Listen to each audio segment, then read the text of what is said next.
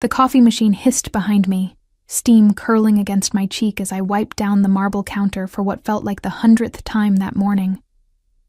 My fingers ached from the cold water, knuckles red and raw, but I kept scrubbing.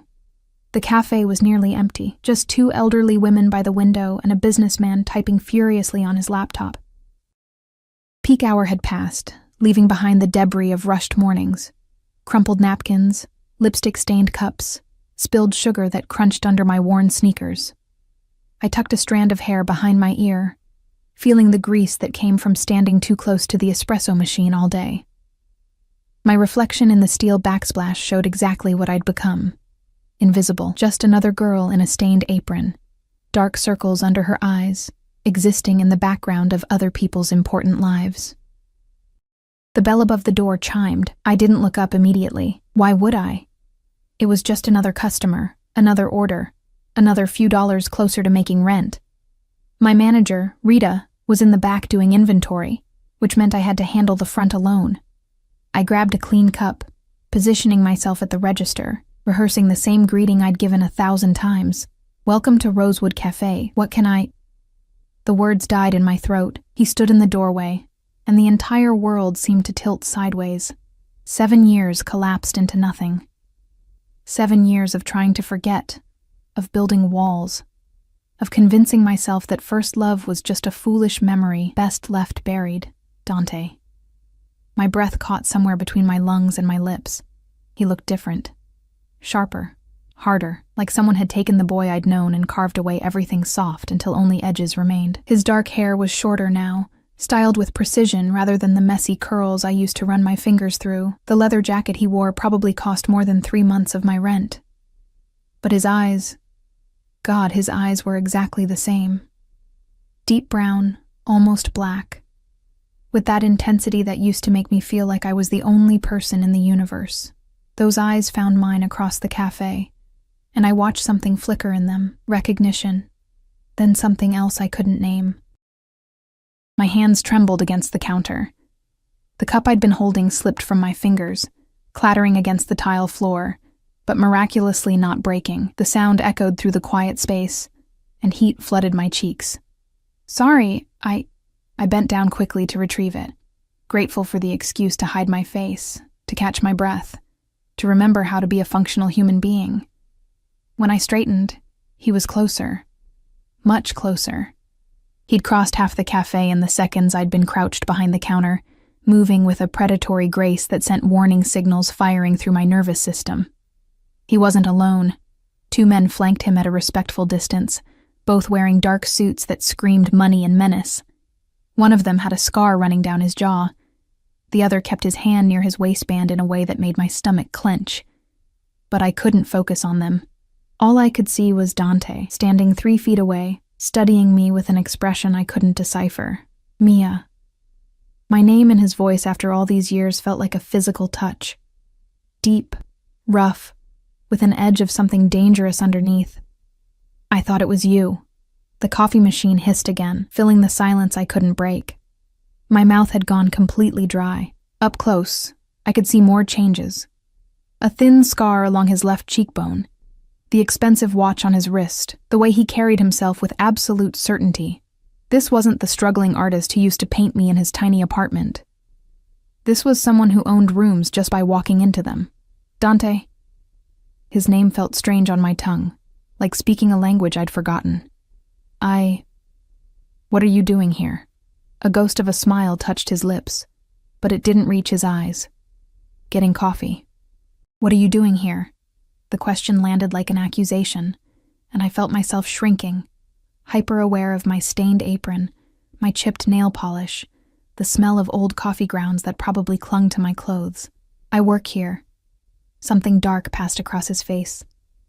His gaze swept over me, the uniform, my tired eyes, my raw hands still clutching the counter like it was the only thing keeping me upright. When his eyes met mine again, there was anger there. Not at me, but simmering just beneath the surface, directed at something I couldn't see. Alone? The single word carried weight I didn't understand. "My manager's in the back," I said, confused by the question. "What?" "I meant in life." He stepped closer, and I caught his scent. Expensive cologne mixed with something darker. Leather and smoke and danger. "Are you alone, Mia?" The question felt loaded, like answering wrong might trigger something irreversible. My heart hammered against my ribs. This close, I could see the way his jaw clenched, the tension in his shoulders beneath that pristine jacket. One of his men shifted near the door, and I noticed him checking the street outside through the window. "I don't understand what you're asking," I whispered. Dante's hand rose, and I flinched before I could stop myself. The movement was minute, barely noticeable, but his eyes darkened at my reaction. His hand continued its path slowly, deliberately, until his fingers brushed a strand of hair away from my face. The touch was gentle, reverent even, but I felt trapped by it, pinned in place by the weight of his attention. "You're shaking," he observed quietly. "You're scaring me." The honesty escaped before I could censor it. His hand dropped immediately, and he took a measured step back, though his eyes never left my face. "I never wanted to scare you, Angel." The old nickname hit me like a punch to the gut. "I just need to know. Is there someone? A husband? Boyfriend? Why does it matter?" I tried to sound defiant, but my voice came out small. "It matters." The words were soft, but absolute. Final. Behind him, one of his men murmured something in Italian. Dante responded without looking away from me, his tone sharp and dismissive. The man fell silent immediately, and I realized with growing unease that these weren't friends or business associates. They were subordinates, people who feared him. What had happened to the boy who used to recite poetry while we watched sunrises from his fire escape? "There's no one," I heard myself say, though every instinct screamed that I should lie, should invent a fictional boyfriend, should build any barrier between myself and whatever this had become. But Dante, what? The door chimed again, and a group of college students tumbled in, laughing and loud. The spell broke. Dante glanced at them with barely concealed irritation, and one of his men immediately moved to intercept them, positioning himself to block their view of us. "You still drink your coffee black?" I asked stupidly, desperately trying to regain some normalcy, to pretend this was just a chance encounter between old friends and not something that felt increasingly like a trap closing around me. "I remember how you take yours," he said instead of answering. "2 sugars, extra cream, cinnamon on top. You used to say it tasted like Christmas morning." The fact that he remembered such a small detail after 7 years made my chest ache. "You have a good memory. For some things." His gaze intensified. "For you, I remember everything." The words should have been romantic. Instead, they felt like a promise, or a threat. Rita's voice called from the back, asking if I needed help. I broke eye contact with Dante long enough to assure her I was fine, and when I looked back, he was pulling out a wallet, thick black leather, the kind that probably held more cash than I made in a month. "I'll take an espresso, and whatever you want." "I'm working," I protested weakly. "Take a break." It wasn't a suggestion. "I can't just... Please." The single word stopped me cold. There was something raw in it, something vulnerable beneath all that controlled power. 5 minutes, Mia. That's all I'm asking." But even as I nodded, even as I made his espresso with shaking hands and poured myself the coffee I couldn't afford on my wages, I knew it was a lie. Men like what Dante had become didn't ask for 5 minutes. They took everything. I led him to a corner table, away from the windows, though I noticed his men positioned themselves strategically, one by the door, one where he could watch both entrances. The college students had been quietly ushered to the opposite side of the café, though I hadn't seen it happen. We sat across from each other, and the silence stretched between us like a chasm. I wrapped my hands around my cup, grateful for the warmth, for something to do with my trembling fingers. "You disappeared," I finally said, the accusation I'd held for 7 years spilling out. "No call, no letter, nothing. I went to your apartment and someone else was living there. I thought you were dead." Pain flashed across his face, genuine and deep. "I had to leave. It wasn't safe." He stopped himself, jaw clenching. "Things happened that I can't explain. Not yet, but I looked for you, Mia. I never stopped looking. I've been here the whole time." Bitterness crept into my voice. Same city, same neighborhood practically, I wasn't hiding. You moved. His response was immediate, precise. 3 months after I left, you moved from Riverside to Oakmont. Then 2 years ago to your current apartment on 7th Street, above the laundromat. Ice flooded my veins. How do you know where I live? The question hung in the air between us, heavy with implications I didn't want to examine. Dante leaned back in his chair, and for the first time I saw the predator clearly. The boy was gone entirely. In his place sat a man who knew where I lived, who probably knew far more than that, who had been watching from the shadows, while I stumbled through life thinking I was alone. I make it my business to know things, he said quietly, especially things that matter to me. I'm not a thing. My voice shook with anger now, overpowering the fear. You can't just vanish for 7 years and then show up and what? Stalk me? Protect you. The correction was instant and fierce. I've been protecting you. From what? I demanded. But even as I asked, pieces were clicking together. The expensive clothes, the bodyguards, the way he moved through space like violence was always one breath away. Dante, what did you become? His phone buzzed on the table, the first of 3 phones I now noticed lined up in front of him. He glanced at the screen, frowned, and typed a rapid response before looking back at me. Someone who can finally take care of you the way I always wanted to. The answer was smooth, practiced, revealing nothing. I tried a different approach. Do you paint anymore? This question landed. I watched him flinch, something human breaking through the carefully constructed armor.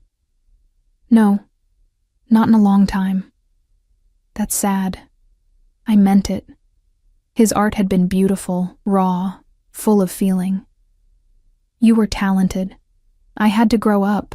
The words were harsh, aimed at himself more than me. Talent doesn't pay for protection, doesn't keep people safe, doesn't... He stopped abruptly, that iron control slamming back into place. But I'd seen behind the curtain whatever had happened to transform sweet, artistic Dante into this controlled, dangerous man. It haunted him. The ghosts lived behind his eyes. Rita appeared at my elbow, making me jump. Mia, honey, you've got tables backing up. I glanced at the counter and saw she was right. While I'd been lost in Dante's orbit, the lunch rush had begun creeping in. I stood quickly, relieved to have an escape. I have to work. Dante stood with me, and I was struck again by how much taller he seemed, how his presence filled space in a way it never used to. When do you finish? Not until 6. I'll wait. That's 5 hours from now, I said incredulously.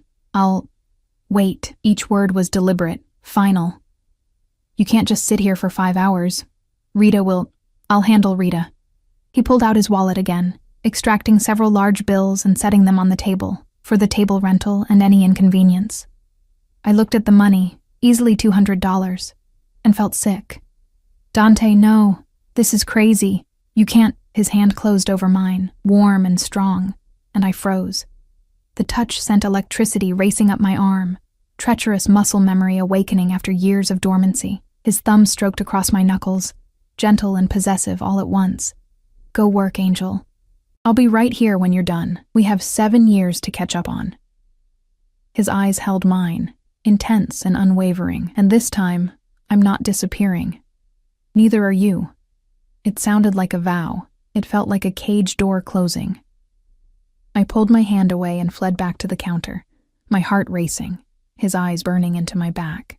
For the next 5 hours, I was hyper-aware of him in that corner booth, never looking at his phone, never speaking to his men, just watching me with the patient focus of a hunter who'd finally found his prey. And when I accidentally dropped a tray of dishes in my nervousness, the crash echoing through the café, and looked up to find those dark eyes on me filled with something between concern and possession, I realized my innocent mistake of glancing up when he'd walked in had triggered something irreversible. Dante hadn't stumbled into this café by chance. He'd been searching. And now that he'd found me, the look on his face made one thing terrifyingly clear.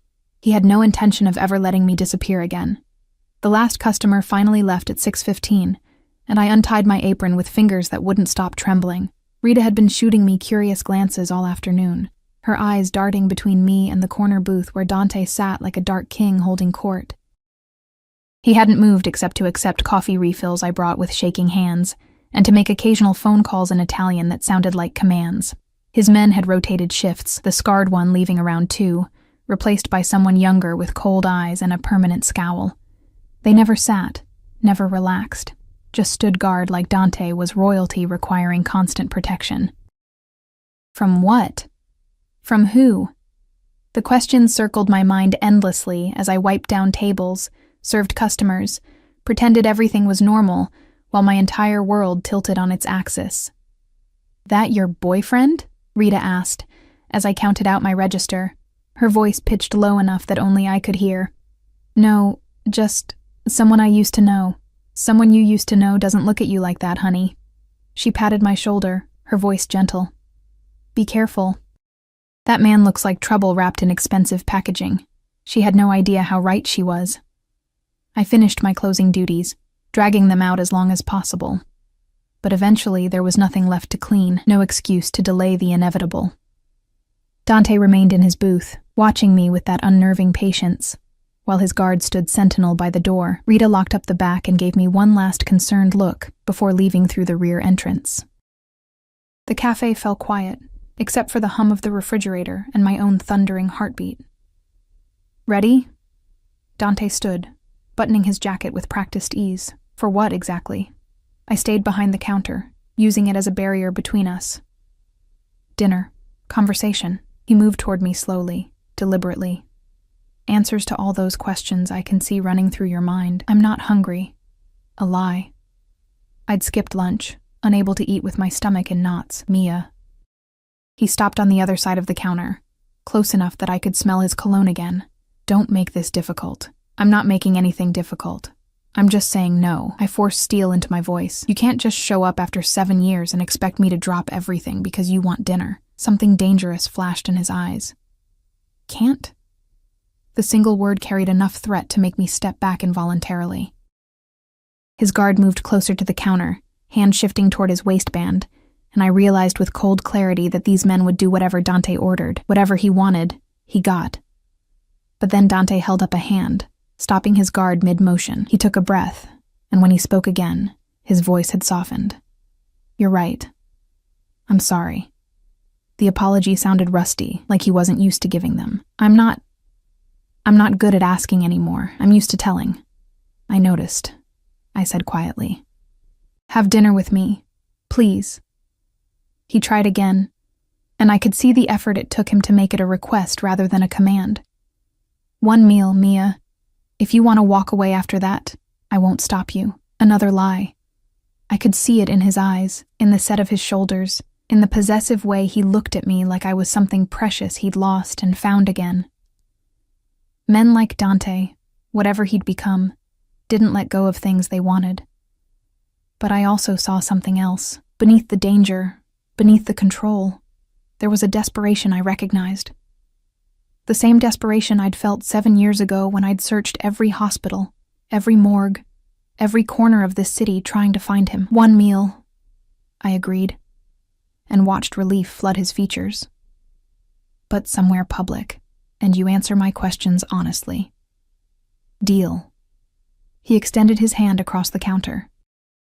I looked at it, remembering how that hand used to hold mine while we walked through parks, how his fingers used to trace my face while he memorized me for his paintings. Now it was adorned with an expensive watch and a ring I didn't recognize, thick gold with some kind of crest. I shook his hand quickly, trying to ignore the way my skin burned at the contact, trying to forget how perfectly my hand had always fit in his. His fingers tightened briefly before releasing me. "My car is outside. I can meet you somewhere," I countered. "Mia." Patient, but firm. "It's not safe for you to travel alone at night." "I do it every night. I'm fine." "You won't anymore." The statement was absolute, leaving no room for argument. "Not now that I've found you." The possessiveness in his voice should have terrified me. Instead, some traitorous part of my heart fluttered at being claimed so thoroughly. I squashed the feeling immediately. "One dinner, Dante. That doesn't give you the right to dictate my life." "We'll see." He moved around the counter with fluid grace, and suddenly he was in my space, close enough to touch. His hand rose to my face, cupping my cheek with surprising gentleness. I've waited 7 years to have you this close again. Forgive me if I'm not ready to let you out of my sight. My breath caught. This close, I could see flecks of gold in his dark eyes, could feel the warmth radiating from his body, could remember with painful clarity how it felt to be held by him, kissed by him, loved by him. What happened to you? I whispered. Life. His thumb stroked my cheekbone. War. Survival. But we'll talk about that over dinner. Come. He took my hand, lacing our fingers together like it was the most natural thing in the world, and led me toward the door. His guard opened it, scanning the street before nodding. Another man I hadn't noticed before stood beside a black SUV with tinted windows, parked directly in front of the cafe despite the no parking zone. The vehicle was massive, intimidating, obviously armored based on how heavy the door looked when the guard opened it. The interior was all black leather and dark wood, with enough space to seat 6 comfortably. This is your car? I stared at it, then at him. One of them. He helped me inside with a hand on my lower back, proprietary and protective. I have different vehicles for different purposes. I wanted to ask what those purposes were, but my mouth had gone dry again. The interior smelled like leather and Dante's cologne, intoxicating and overwhelming. He slid in beside me, close enough that our thighs touched, while his guard took the front passenger seat and the driver pulled smoothly into traffic. Where are we going? I asked, hyper-aware of his proximity, of his hand resting possessively on my knee. Sorella. An exclusive Italian restaurant downtown that I'd only seen from the outside, the kind of place where reservations required weeks of advance notice and meals cost more than my weekly salary. I'm not dressed for somewhere like that. I looked down at my jeans and the t-shirt I'd worn under my apron, both stained and rumpled from a long shift. You're perfect. His hand squeezed my knee gently, and it's my restaurant. You could show up in rags and they'd treat you like a queen. Your restaurant. The words echoed in my mind. You own Sorella? Among other establishments. Vague, evasive. What else do you own, Dante? His jaw tightened. This conversation is better had somewhere private. The car seems pretty private. Not private enough. His eyes flicked to the driver, then back to me. Trust me, Angel. Some things need to be said face to face, without witnesses. The endearment kept slipping out, natural as breathing, and each time it hit me like a physical blow. He'd called me Angel because he said I'd saved him from a darkness I never fully understood. Back then, I'd thought he meant depression, the struggle of being a starving artist. Now I wondered what demons had really been chasing him. We drove through the city as dusk settled over the buildings, painting everything in shades of gold and shadow. Dante's hand never left my knee, his touch burning through the denim, claiming me with casual possessiveness. I should have moved away. Instead, I sat frozen, caught between fear and something far more dangerous, hope. Hope that the boy I'd loved still existed somewhere inside this dangerous man. Hope that there was an explanation for his disappearance that would make the 7 years of grief make sense. Hope that I wasn't completely insane for sitting in this car, letting him touch me, following him into what was clearly a different world than the one I inhabited. You're thinking too loud, Dante murmured, his voice intimate in the enclosed space. You always said that. The memory escaped before I could stop it. You always did. His fingers traced small circles on my knee, hypnotic and maddening. I could always tell when your mind was running in circles. You'd get this little crease right here. He reached up with his free hand, touching the space between my eyebrows. And you'd chew your bottom lip. I released my lip immediately, not having realized I was doing it. 7 years and you remember that? I remember everything about you, Mia. Every expression, every gesture, every sound you make. His voice dropped lower, more intimate. I told you, for you, I remember everything. The car pulled up to Sorella's entrance, where a valet immediately rushed to open the door. Dante exited first, then turned to help me out, his hand strong and steady. The moment we stepped onto the sidewalk, I felt eyes on us. The valet, the doorman, passers-by on the street. They all looked at Dante with a mixture of respect and fear. Who was he? The restaurant's interior was breathtaking. All warm lighting, marble floors, and that particular hush that came with extreme wealth. A woman in an elegant black dress approached immediately, her smile professionally warm until she saw Dante. Then it became genuine, though her eyes held unmistakable nervousness. "Mr. Caruso, we weren't expecting you this evening." Her accent was Italian, her posture deferential. "Last-minute decision, Julia. We'll take the private room upstairs." "Of course, right away." She snapped her fingers, and immediately 2 waiters appeared to escort us. "Anything for you, Mr. Caruso." We were led up a curved staircase to the 2nd floor, down a hallway lined with original artwork, and into a room that took my breath away. Floor-to-ceiling windows overlook the city, a single table set for 2 in the center, candles already lit despite Dante's impromptu arrival. Fresh flowers, peonies my favorite, adorned the table. How did they know? I turned to him as the waiters retreated, closing the door behind them and leaving us alone. "I called ahead while you were closing the cafe." He pulled out my chair, waiting until I sat before taking his own seat across from me. "I remembered peonies were your favorite." Of course he did. He remembered everything. A waiter appeared with wine, expensive, Italian, poured without asking if we wanted it. Dante dismissed him with a subtle nod, and we were alone again, the silence stretching between us like a living thing. "Talk to me," I said finally. "No more evasions. What happened 7 years ago? Where did you go? And what are you now?" Dante took a slow sip of his wine, his eyes never leaving my face. When he set the glass down, his expression was carefully controlled, but I could see the war happening behind his eyes. What to reveal, what to hide, how much truth I could handle. 7 years ago my father died. The words were flat, emotionless. He was murdered by people he trusted, and I inherited his business. All of it. "Your father." I trailed off, trying to remember what little Dante had told me about his family. "You said he was dead. You said you didn't have any family." I lied. Simple, direct. My father was very much alive, and very much involved in activities that required I keep my distance from him, for my safety, and for the safety of anyone I cared about. My hands trembled as I reached for my wine glass. "What kind of activities?" "The kind that get people killed." His gaze was steady, unflinching. "My father was the head of the Caruso family. When he died, that responsibility fell to me. The Caruso family." The name echoed in my mind, triggering half-remembered news reports, whispered conversations, urban legends about organized crime in the city. The Caruso family controlled the docks, owned half the politicians, moved through society like sharks through water.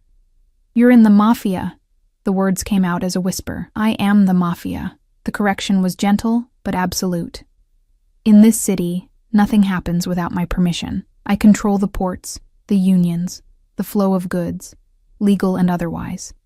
I have judges in my pocket, police on my payroll, and enough political influence to make or break elections." I should have stood up. Should have run.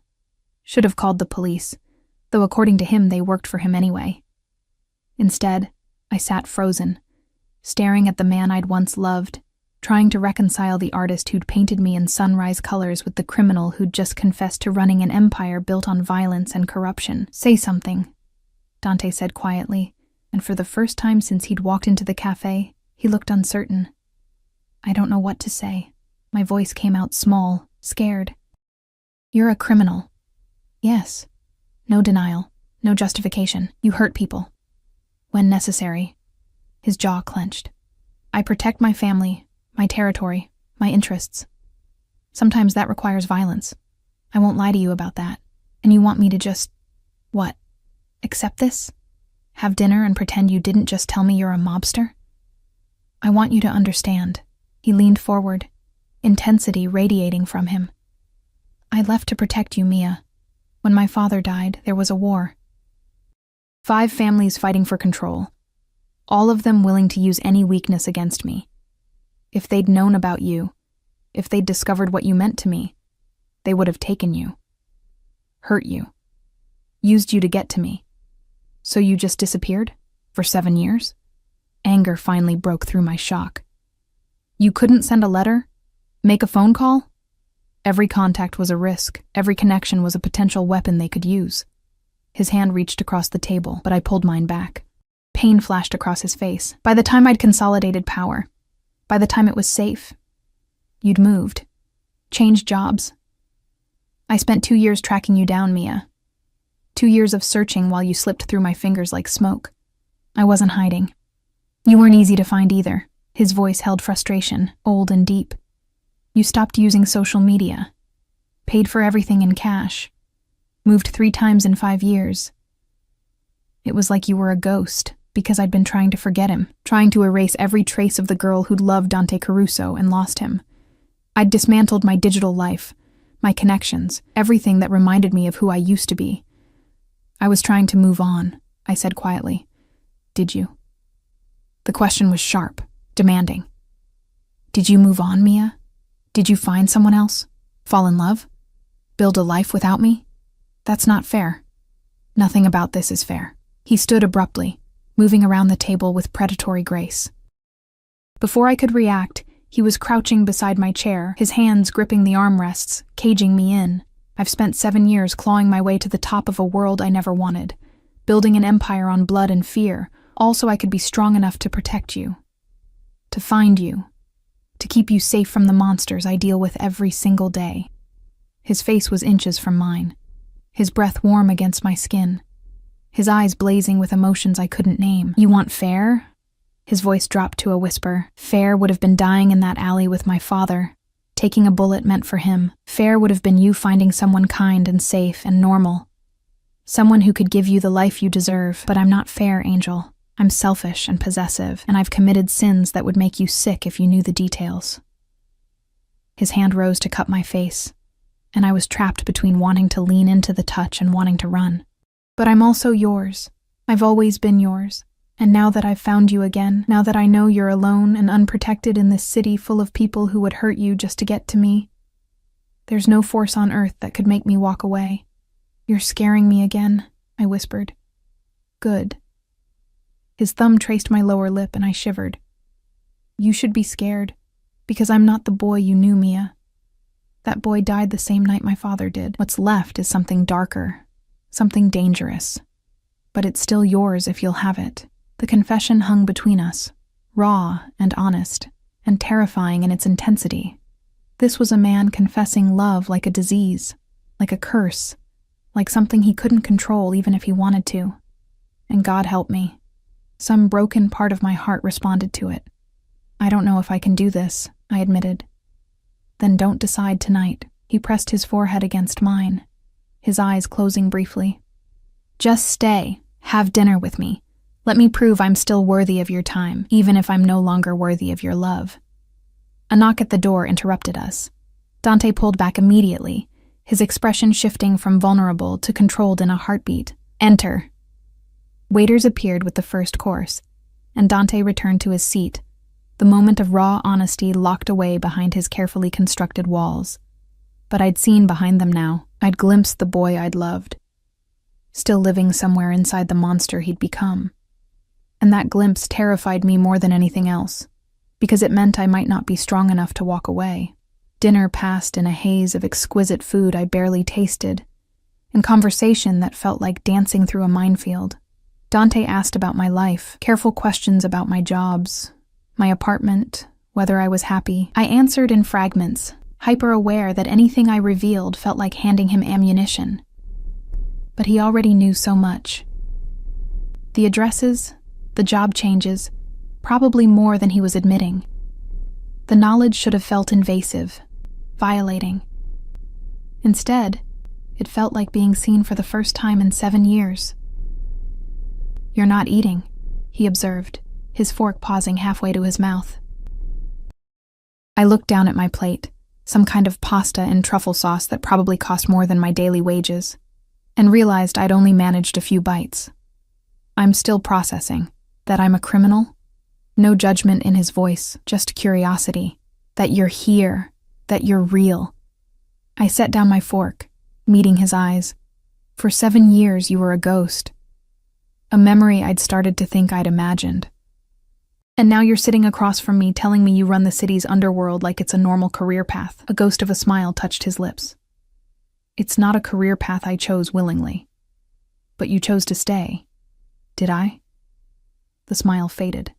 When you inherit an empire, Mia, walking away isn't an option.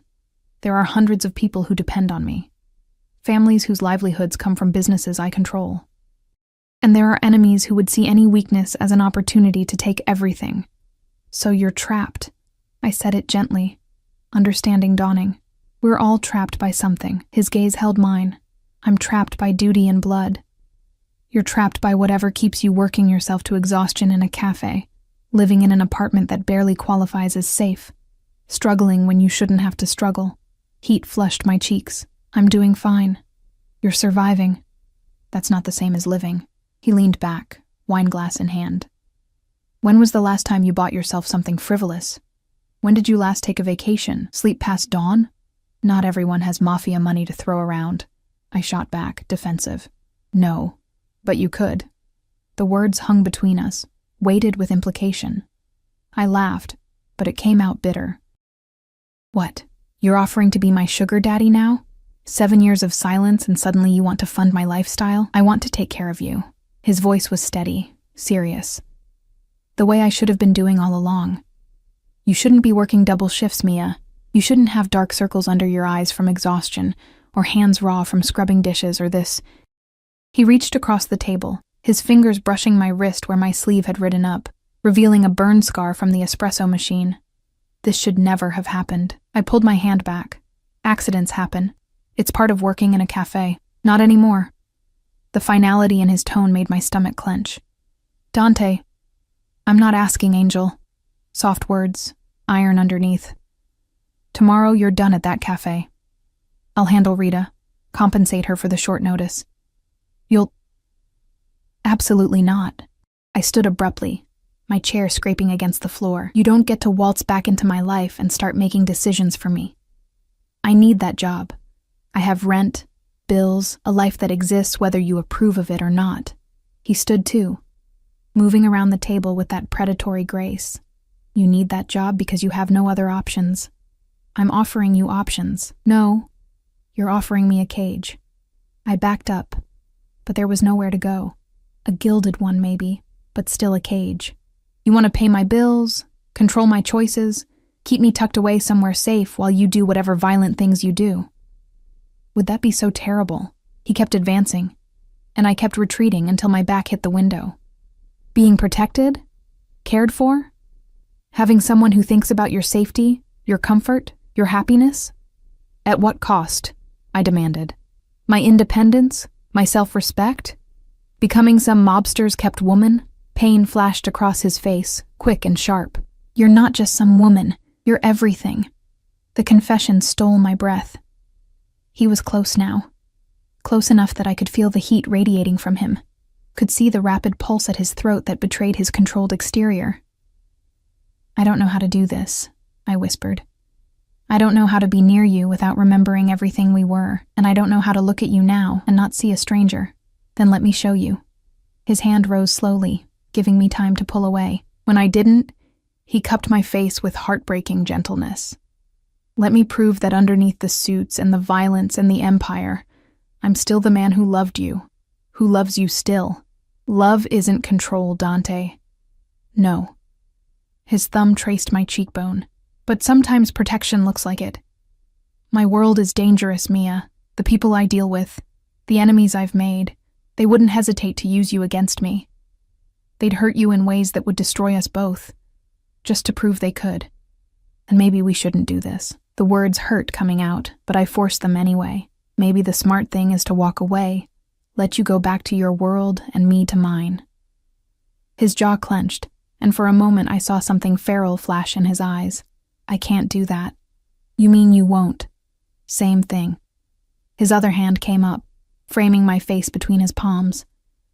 I've spent 7 years in hell, building power brick by bloody brick, all for this moment.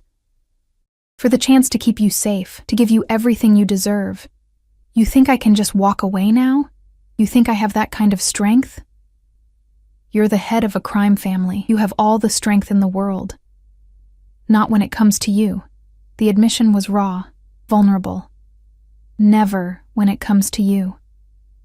His forehead pressed against mine, and I could feel him trembling. This powerful, dangerous man shaking like a leaf because I'd suggested we part ways. The knowledge did something to me, cracked open something I'd kept carefully locked away. I'm scared, I confessed. I know. His breath was warm against my lips. I'm scared too. Terrified that you'll see too much of the monster and forget the man, but I'm more terrified of losing you again. You never had me. Not really. We were kids playing at forever. We were real. His voice dropped to barely a whisper. We were the realest thing in my life, Mia. Everything else, the family, the business, the violence, that's the game. You were the truth. I closed my eyes, trying to block out the intensity of his gaze, but it didn't help. I could still feel him, overwhelming and all-consuming, a gravitational force I'd been orbiting for 7 years even in his absence. 1 month, I heard myself say. His hands tightened on my face. What? Give me 1 month. Let me see who you are now, not who you were. Let me decide if I can live in your world. I opened my eyes, meeting his. But I keep my job, my apartment, my independence. You don't get to sweep in and rearrange my life. Not yet. That's not negotiable. His voice hardened. Your safety is my decision. I cut him off. Those are my terms, Dante. 1 month of getting to know each other again, on my conditions. Or we end this right now. I watched him war with himself, need battling against the instinct to control, to protect, to possess. Finally, he took a shaking breath. 2 weeks at the cafe, then we discuss alternatives. He was compromising, barely. And I assigned security to watch your apartment. No security. Mia. No, security. I pushed against his chest, creating space between us. I won't live under surveillance. Either you trust me to be safe, or this doesn't work. His jaw clenched so tight I heard his teeth grind. There are people who would kill you just to hurt me. Then don't tell them about me. I met his eyes steadily. You kept me secret for 7 years. Keep doing it. It's not that simple anymore. People saw us leave together. By tomorrow, everyone will know you exist. He ran a hand through his hair, frustration evident. I can't unring that bell, Angel. The endearment slipped out unconsciously, and I saw the moment he realized it.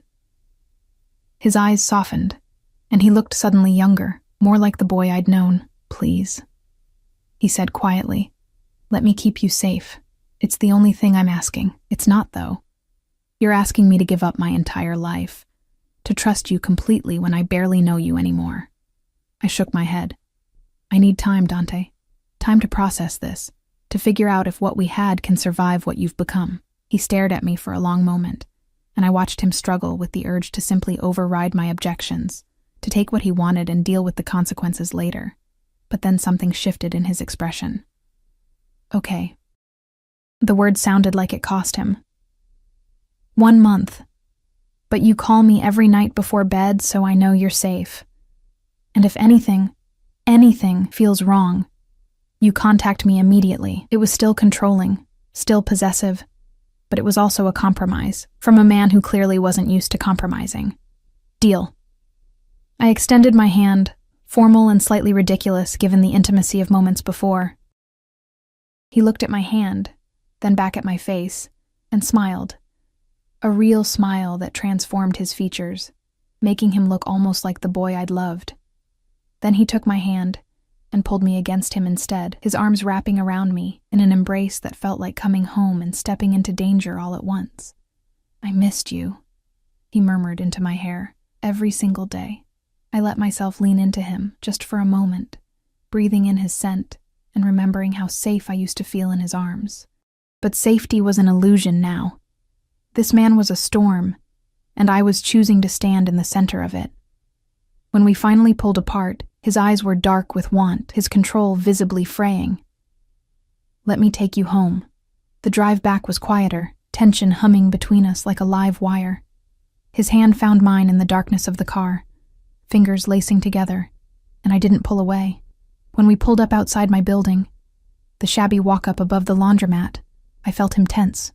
This is where you live? Disapproval colored every word. "This is where I live," I confirmed. "And before you say anything, it's affordable and close to work. It's a death trap." He stared up at the building like it personally offended him. "The lock on the front door is broken. There's no security, and half the windows don't even close properly." "How do you know about the windows?" He had the grace to look slightly sheepish. "I may have done a walkthrough when I found your address." "You broke into my apartment?" I should have been angrier, but mostly I was exhausted. I needed to know you were safe. He turned to me, cupping my face. "Promise me you'll think about moving somewhere better." "I'll think about it." A non-answer, but the best I could offer. He walked me to my door, his presence overwhelming in the narrow hallway. At my apartment, he waited while I unlocked it, then did his own security check, testing the locks, the windows, even looking under the bed like a concerned parent checking for monsters. "Dante, I've lived here for 2 years. I'm fine." "You were fine," he corrected. "Now you're mine to protect. That changes everything."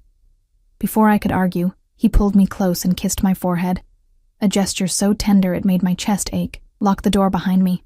Call if you need anything." "I mean it, Mia." "Anything." Then he was gone, leaving me standing in my tiny apartment that suddenly felt emptier than ever before. I locked the door and leaned against it, my heart racing, my mind spinning. What had I just agreed to? I didn't sleep that night. Every creak of the building, every car passing on the street below, sent my heart racing. I kept replaying the evening in my mind. Dante's confessions, his touch, the barely leashed violence I'd sensed beneath his controlled exterior. Around 3 a.m, my phone buzzed with a text from an unknown number. "You should be sleeping, Angel." My breath caught. I typed back, "How do you know I'm not? Your light's been on for hours." I jumped up, rushing to my window and peering down at the street.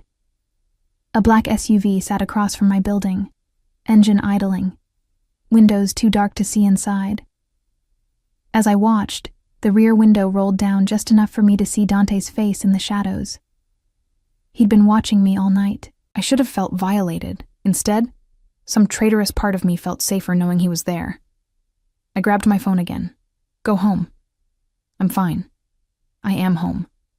Anywhere you are is home." The words made my chest tighten. I texted back, "That's creepy, not romantic. Can it be both?" Despite everything, I smiled. There, a flash of the boy I'd known, the one who used to leave terrible poetry on my windshield and think he was being smooth. "Good night, Dante. Dream of me, Mia." I closed my curtains and crawled into bed, and somehow, knowing he was outside keeping watch, I finally fell asleep. The next morning at work, Rita pulled me aside before the morning rush. "That man from yesterday called, made a very generous donation to my daughter's college fund in exchange for understanding if you needed some time off." Her eyes were sharp, concerned. "Want to tell me what's going on?" It's complicated. Honey, men who throw money around like that are always complicated." She squeezed my shoulder. "Just be careful. I've lived in this city long enough to recognize power when I see it. And that man? He's got the kind of power that protects or destroys. Nothing in between." Her words haunted me through my shift. I kept expecting Dante to appear, but he didn't. Instead, around noon, a delivery arrived. A box wrapped in expensive paper, my name written in an elegant hand on the card. Inside was a new phone, top of the line, already activated, with one contact programmed in. Dante. The note read, "For our nightly calls, the other one isn't secure. D." I stared at it, torn between irritation at his presumption and reluctant appreciation for the practical gift. My current phone was ancient, the screen cracked, barely holding a charge. This one was sleek, new, probably cost more than a month's rent. I texted him from it. "You can't buy me." His response was immediate, "Not trying to buy you, trying to keep you safe. There's a difference." "Is there?" "Ask me in a month." Despite myself, I found myself smiling at the phone throughout my shift, rereading his messages, analyzing every word choice. I was pathetic. 7 years of silence and one dinner had me acting like a teenager with her first crush. But it wasn't a crush. It was something far more dangerous. The rekindling of a love I'd never fully extinguished, no matter how hard I'd tried. The week passed in a strange rhythm. I worked my shifts at the cafe, while Dante's presence orbited my life like a dark star. He didn't push, didn't demand more than our agreement allowed, but he was always there. Texts throughout the day, random observations, terrible jokes that reminded me of who he used to be, questions about what I was eating, if I was tired, if I needed anything, and every night, a phone call. His voice in the darkness, deep and intimate, talking about everything and nothing. He told me about growing up in two worlds, the legitimate business facade and the criminal reality underneath, about his mother, who died when he was young, about inheriting a legacy he'd tried to run from, only to be dragged back by blood and duty. I told him about the years after he'd left, the grief that had nearly swallowed me whole, the jobs I'd cycled through, trying to find purpose in a world that felt colorless without him, the walls I'd built to keep from ever feeling that abandoned again. "I'm sorry," he said one night, his voice rough with emotion, "for all of it, for leaving, for the pain I caused. If I could go back, but you can't," I interrupted gently. "None of us can. We can only decide what we do now." "And what do you want to do now, Angel?" The question hung between us, weighted with possibility. "I don't know yet. Ask me in 3 more weeks." His low laugh rumbled through the phone. "You're going to make me work for this. You're the head of a crime family. I thought you liked challenges, only when I know I'm going to win." "Confident, aren't you? About this? About you?" His voice dropped lower, more intimate. "I've never been more certain of anything in my life." By the second week, the texts became more frequent, the phone calls longer. I found myself sharing things I'd never told anyone, small fears, secret dreams, the loneliness that had become so constant I'd stopped noticing it. And he listened, really listened, in a way that made me feel seen for the first time in years. But there were things he wouldn't discuss. When I asked about the specifics of his business, he deflected. When I pushed about the violence, the crimes, the reality of what he did, he changed the subject. It was like he was showing me carefully curated pieces of himself, while hiding the darkest parts. "You can't compartmentalize forever," I told him during one call. "If we're going to do this, I need to know all of you, not just the parts you think I can handle." Silence stretched between us. Then, "Some things, once you know them, you can't unknow. I'm trying to protect you from that burden. Maybe I don't want to be protected from reality. Maybe you should." His voice was tight, strained. "The things I've done, Mia, the orders I've given, the blood on my hands, that's not something I want you to carry. But you carry it. I have to. It's my inheritance, my responsibility. And if I choose to be part of your life, it becomes my responsibility too." I sat up in bed, staring at the ceiling. "You can't have it both ways, Dante. Either I'm in this with you, really in it, or I'm just some kept woman you visit when you want to pretend you're normal. You're not."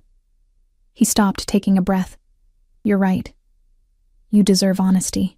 This weekend, come to my home. Let me show you my world, the real one. Then decide if you can live with what I am." Fear and anticipation warred in my chest.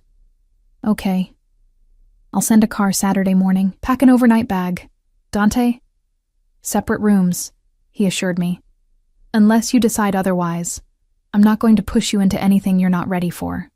Saturday morning arrived too quickly. I packed a small bag, my hands shaking, second-guessing everything. A black car arrived at 9, not the SUV, but a sleek sedan with a driver who introduced himself as Marco and treated me with careful respect. We drove for 40 minutes, leaving the city behind, winding through increasingly wealthy neighborhoods, until we reached a gated estate that looked like something from a movie. High walls, security cameras, guards at the gate who waved us through immediately. The house, mansion, really, was stunning. Modern architecture blended with old-world elegance, surrounded by manicured gardens and what looked like acres of private land. Dante waited at the entrance, dressed casually in dark jeans and a charcoal sweater that made him look younger, more approachable. but his eyes held tension as he watched me take in my surroundings. "Welcome home," he said, then seemed to catch himself. Welcome to my home." The slip didn't escape my notice. Neither did the hope in his eyes. He gave me a tour, room after room of understated luxury, artwork worth fortunes, every detail speaking of wealth and power. But what struck me most was how empty it felt. Beautiful, pristine, and utterly lifeless. "Do you live here alone?" I asked as we stood in a living room bigger than my entire apartment. "I have staff, security, but yes, essentially alone." He watched me carefully. "It's safer this way. Fewer people to worry about, fewer vulnerabilities. It's lonely." It was. He moved closer, his hand finding mine, until now. We had lunch on a terrace overlooking the gardens, food prepared by a chef I never saw, served by staff who appeared and disappeared like ghosts. Throughout the meal, Dante's phone buzzed constantly. He ignored it at first, but the calls became more insistent. Finally, he checked it, his expression darkening. "I'm sorry. There's a situation I need to handle. Business that can't wait. It's fine. I understand." "No." He stood, frustration evident in every line of his body. "This is exactly what I was afraid of. My world intruding, demanding attention when I want to be with you. Dante, it's okay. Go handle it." He hesitated, then leaned down to kiss my forehead. "Stay here. Make yourself at home. I'll be back as soon as I can." He left, and I wandered the empty mansion, feeling like a ghost myself. I found his office, all dark wood and leather, with a view of the grounds. On his desk sat a single framed photo, partially hidden behind some files. I shouldn't have looked, but I did. It was us. 7 years ago, laughing at something, my head on his shoulder, his arms around me. We looked so young, so happy, so blissfully unaware of how everything would shatter. He'd kept it all these years. The realization hit me like a physical blow. Through everything, the violence, the power, the transformation into someone I barely recognized, he'd held on to this piece of us. This evidence that once, before the darkness, we'd been real. I was still staring at it when I heard voices outside the office. Dante's voice, low and deadly, speaking Italian. And another man, responding with equal intensity. The door burst open, and Dante strode in, followed by a man I'd never seen before. Older, scarred, radiating violence. Both men froze when they saw me. "Mia!" Dante's voice was sharp with alarm. "I told you to stay in the main house." I gestured helplessly at the photo. The other man's eyes went from me to the photo to Dante, and something like understanding crossed his scarred face. He said something in Italian, and Dante responded sharply, angrily. "Who is she?" the man asked in accented English, studying me with unnerving intensity. "None of your concern, Sal." Dante positioned himself between us, protective and possessive. "Everything about you is my concern, especially when you're making decisions with your heart instead of your head." Sal's gaze remained on me. "She's a weakness. Your enemies will see that. Then my enemies will learn what happens when they threaten what's mine." The promise in Dante's voice made my blood run cold. This was it. The reality I'd asked to see, the violence lurking beneath the expensive suits and gentle touches. And I wasn't sure I was ready for it after all. Sal left after a tense exchange in Italian that involved Dante literally stepping between us, his body language screaming danger. When the door finally closed, silence crashed over the room like a physical weight. "I'm sorry you had to see that," Dante said quietly, not turning around. "That's what you're sorry for? That I saw it?" I set the photo down carefully. "Not that it happened in the first place." He turned then, and the expression on his face was raw, unguarded. "Sal is my second. He's been with my family for 20 years, and he's loyal to a fault. But he's also right. You are a weakness. Every person in my organization will see it. Every enemy will try to exploit it. Then maybe we shouldn't... Don't." He crossed to me in 3 strides, his hands framing my face. "Don't finish that sentence. I know what you're going to say, and the answer is no. I'm not letting you go. Not again." Not ever. You might not have a choice, I whispered. If being with me puts me in danger, puts you in danger, then I'll burn down anyone who tries to use you against me. The words were a vow, dark and absolute. I've spent 7 years building power, Mia. Not for wealth, not for status, but for this. For the ability to protect what's mine. And you're mine. You've always been mine. People aren't possessions, Dante. I know. His forehead pressed against mine. But you're not just people. You're the only good thing in my world. The only light in all this darkness. And I'm selfish enough, ruthless enough, to keep you even when I shouldn't. I should have pulled away. Should have been frightened by the intensity, the possessiveness, the barely controlled violence simmering beneath his words. But I'd asked for honesty, and this was it. Raw and terrible, and completely sincere. Show me the rest, I said instead. His eyes searched mine. What? You promised to show me your world, so show me. All of it. No more hiding the dark parts. For a moment, I thought he'd refuse. Then something shifted in his expression. Resignation mixed with determination. Okay. But understand, once you see this, you can't unsee it. Once you know the truth, there's no going back to innocent. I stopped being innocent the day you disappeared. He took my hand and led me through the mansion, down a hallway I hadn't noticed before, to a door that required a fingerprint scanner. It opened onto stairs descending into what I assumed was a basement. The space below was vast, part office, part war room. Screens lined one wall showing security feeds from what looked like dozens of locations. Maps covered another wall, marked with symbols and notes in Italian. And in the center, a massive table surrounded by chairs, currently occupied by 4 men who stood immediately when we entered. Gentlemen, Dante said calmly, this is Mia. She's under my personal protection, which means she's under all of our protection. Anyone who touches her answers to me. Spread the word. The men nodded, their eyes curious but respectful. One by one, Dante introduced them. His inner circle, the people who ran different aspects of his operation. They spoke about shipments and territories, about rival families and political connections, about money laundering and protection rackets with the casual ease of discussing the weather. I stood beside Dante, his hand never leaving my lower back, and absorbed the reality of his world. This wasn't romanticized movie violence. This was business built on intimidation, on fear, on the willingness to hurt people who got in the way. And Dante orchestrated all of it with calm efficiency, making decisions that affected hundreds of lives, issuing orders that might result in violence, all while keeping me tucked against his side like I belonged there. After an hour, he dismissed them and led me back upstairs. We ended up in his bedroom, a massive space dominated by windows overlooking the gardens. He poured us both whiskey from a crystal decanter, his hand steady despite the tension radiating from him. Questions? He asked, handing me a glass. 1,000,000. I took a sip, the burn grounding me. But I'll start with one. Do you kill people? He didn't flinch from the directness. I've given orders that resulted in deaths.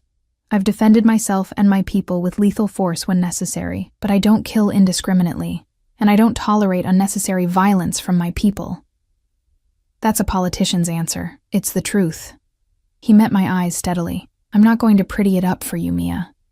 I've done terrible things. I'll probably do terrible things again. But I operate by a code. No civilians, no children, no unnecessary collateral damage. In my world, that makes me relatively honorable. The best of the worst. Exactly. He drained his glass. So now you know. This is what I am. This is the life I'm offering you. Beautiful prisons and blood money and the constant knowledge that people want me dead. Which means they'll want you dead too. I walked to the window, staring out at the manicured perfection of his grounds. Behind me, I could feel Dante's tension, his fear that I'd finally see too much and walk away. But the thing was, I'd already seen it. Seen the violence lurking beneath the surface, the ruthlessness required to survive in his world, the darkness that clung to him like a second skin. And beneath all of that, I'd also seen something else, the boy who'd kept my photo for 7 years, who watched me sleep from his car because he couldn't bear to be far away, who looked at me like I was salvation and damnation wrapped in one fragile package. "I need you to promise me something," I said, not turning around. "Anything." The word came without hesitation. "No lies, not ever. I don't care how ugly the truth is. I need you to give it to me straight." I turned to face him. "And you don't make decisions about my life without consulting me. Not about my job, my home, my safety. We discuss everything." Hope flickered in his eyes, cautious and fragile. "Are you saying—" "I'm saying I'm terrified. I'm saying this is insane and reckless, and probably the worst decision I'll ever make." I crossed to him, setting down my glass. "But I'm also saying I've spent 7 years trying to forget you, and it didn't work. I'm saying that when you look at me, I still feel like the most important person in the world. And I'm saying that maybe, possibly, I want to try this. Really try it." His hands came up to frame my face, trembling slightly. "You mean it?" "On one condition." I placed my hands over his. "You have to let me in. All the way in. No more protecting me from the hard parts. If I'm going to be part of your world, I need to understand it. All of it. Even the darkest parts, especially those." I held his gaze. "Because I think you've been carrying them alone for too long. And maybe together, they won't be quite so heavy." The kiss, when it came, was nothing like our first kiss 7 years ago. That had been sweet, tentative, full of teenage uncertainty. This was claiming and desperation, and 7 years of grief compressed into a single moment. His hands tangled in my hair, pulling me closer, and I went willingly, surrendering to the intensity that had always existed between us. When we finally broke apart, both breathing hard, his forehead rested against mine. "I love you," he whispered. "I never stopped. Not for a single day. I know." I smiled against his lips. "You kept the photo." "I kept everything." His thumb traced my lower lip. "Every memory, every moment, every word you ever said to me. I carried you through 7 years of hell, Mia. You were the only thing that kept me human. Then let me keep you human now." I pulled back enough to meet his eyes. "No more lone wolf routine. You have me now. Let me help carry the weight." Over the following weeks, Dante kept his promise. He showed me everything. The legitimate businesses that fronted his operations, the network of people who depended on him, the delicate balance of power that kept the city from descending into open warfare. I met his people, learned the hierarchy, began to understand the complex web of loyalty and fear that held his empire together. It wasn't easy. There were nights I cried from the stress, from the knowledge of what his world entailed. There were moments I questioned everything, wondered if love was worth the cost of living in constant awareness of danger. But there were also mornings waking up in his arms, safe and cherished. Evenings spent in quiet conversation, learning who he'd become while sharing who I was now. Moments of laughter that reminded us both we were still, underneath everything, just two people who'd found each other against impossible odds. 3 months after that first dinner, Dante asked me to move into the mansion. Not as a demand, but as a genuine question, respecting the autonomy I'd insisted on. "I want you here," he said, as we sat in the garden, my head on his shoulder. "But only if it's what you want. I won't trap you, Angel. I won't make you a prisoner, even a willing one." I thought about my tiny apartment, my exhausting job, the life I'd been living on autopilot. Then I thought about this, safety and luxury and a man who looked at me like I hung the stars. "Yes," I said simply, "but I want to work. Maybe not at the cafe, but something. I need purpose beyond being your girlfriend." "Wife," he corrected softly. "If you'll have me." "Not now. Not until you're ready. But someday. I want everything with you, Mia. Forever. This time." I turned to look at him, this dangerous, powerful man who somehow became gentle when he touched me. "Ask me again in a year. Let's make sure we can survive your world first." "Deal." He kissed my forehead, my nose, finally my lips. "I can be patient. I've already waited 7 years. What's one more?" But 3 months later, when he asked again, this time with a ring that had belonged to his mother, on one knee in the garden where we'd had that first conversation. I didn't make him wait. I said yes, because I'd learned that love wasn't about safety or certainty. It wasn't about making the smart choice or the easy one. It was about finding someone who saw every broken piece of you and chose to stay anyway. Someone who'd cross through hell to find you and would burn down the world to keep you. Dante was darkness and danger, violence and power. But he was also mine, and I was his, and somehow, impossibly, that was enough. The wedding was small, private, attended only by his most trusted people. I wore simple white and carried peonies. He wore a dark suit and looked at me like I was a miracle he didn't deserve, but would fight to keep anyway. I promise to protect you, he said during our vows, his voice rough with emotion, to cherish you, to stand between you and every darkness in this world. You're my light, Mia, my redemption, and I will spend every day of my life being worthy of you. I promise to see you, I replied, tears streaming down my face. All of you, the light and the dark, the monster and the man. I promise to stand beside you, to share your burdens, to remind you that even in the darkest empire, love can still grow. When he kissed me, sealing our vows, I tasted salt from both our tears. Behind us, his people applauded. These dangerous men who'd probably killed without hesitation, showing genuine happiness for their boss, finding something good in all the darkness. That night, in the bedroom we now shared, Dante held me close, his fingers tracing lazy patterns on my skin. No regrets? He asked quietly. A million, I admitted, but none about this. About you. He laughed, the sound rumbling through his chest into mine. I don't deserve you. Probably not. I pressed a kiss to his jaw. But you're stuck with me anyway. For better or worse, remember? For better or worse. He agreed. Though with you, even the worst feels like better. Years later, when people asked how we met, we'd smile and say we were childhood sweethearts who found each other again. We never mentioned the 7 years apart, the violence, the empire built on blood and fear. But sometimes, late at night, Dante would hold me close and whisper, "Thank you for seeing past the monster." And I'd whisper back, "Thank you for letting me see the man," because that was the truth of us, a love forged in darkness, tempered by separation, and strong enough to survive the weight of his crown. He ruled his empire with an iron fist, but he held my heart with gentle hands, and in a world of shadows and violence, we'd found our own light, our own redemption, our own forever.